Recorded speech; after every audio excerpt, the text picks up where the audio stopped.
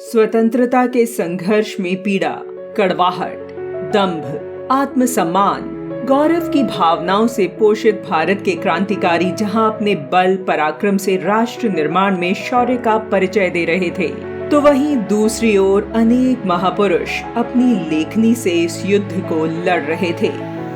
क्रांतिकारी लेखन और राष्ट्रवादी साहित्य से राष्ट्रीय भाव का जागरण किया जा रहा था।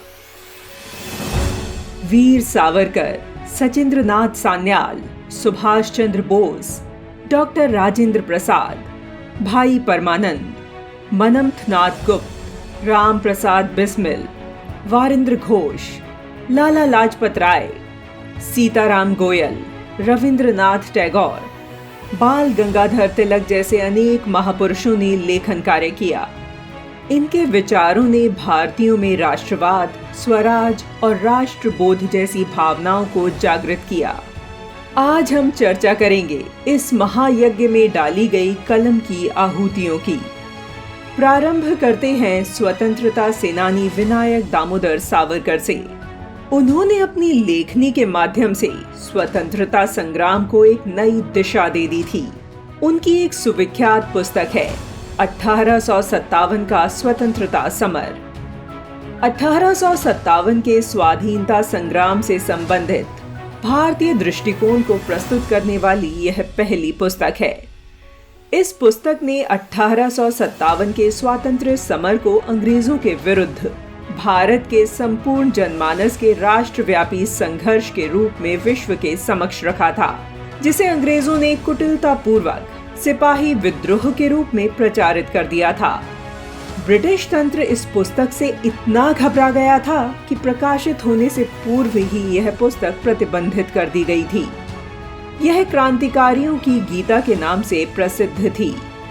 इसके साथ ही राष्ट्र नायक वीर शिवाजी पर हिंदू पदशाही और भारत के गौरवशाली इतिहास पर भारतीय इतिहास के 6 स्वर्णिम अध्याय जैसी महत्वपूर्ण पुस्तकें भी वीर सावरकर ने लिखी।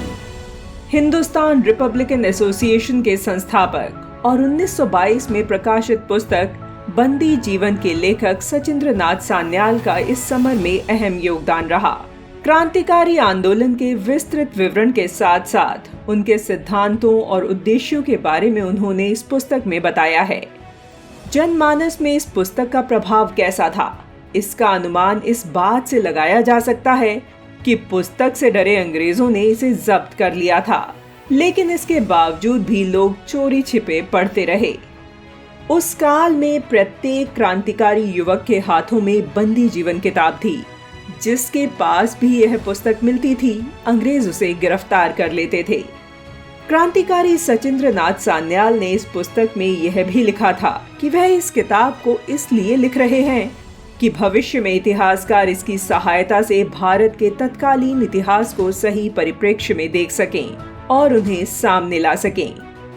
स्वाधीनता संग्राम काल में अनेक पुस्तकों ने लोगों को अंग्रेजों के विरुद्ध लड़ने को प्रेरित किया। इनमें नेताजी सुभाष चंद्र बोस द्वारा लिखी पुस्तक भारतीय संघर्ष, क्रांतिकारी भाई परमानंद द्वारा लिखित हिंदू संगठन, भारत का इतिहास, 2 लहरों की टक्कर, वीर बंदा बैरागी, मेरी आप बीती, हमारे राष्ट्र पुरुष और स्वामी श्रद्धानंद की पुस्तक Hindu solidarity saviour of dying days महत्वपूर्ण है।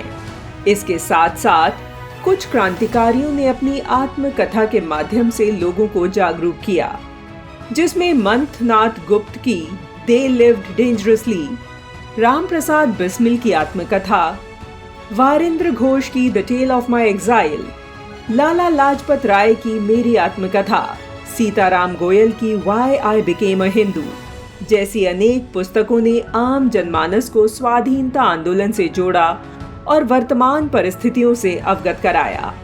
दुर्भाग्य से देश के आजाद होने के बाद ऐसे लेखकों और उनकी रचनाओं को गुमनाम बना दिया गया।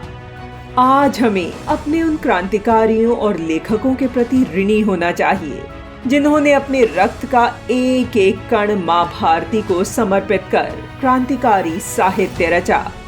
आजादी के अमृतकाल में यह हम सबका राष्ट्रीय कर्तव्य है कि हम उनके विचारों को पढ़ें और उनसे प्रेरणा पाकर नए भारत के निर्माण हेतु स्वयं को गढ़ें।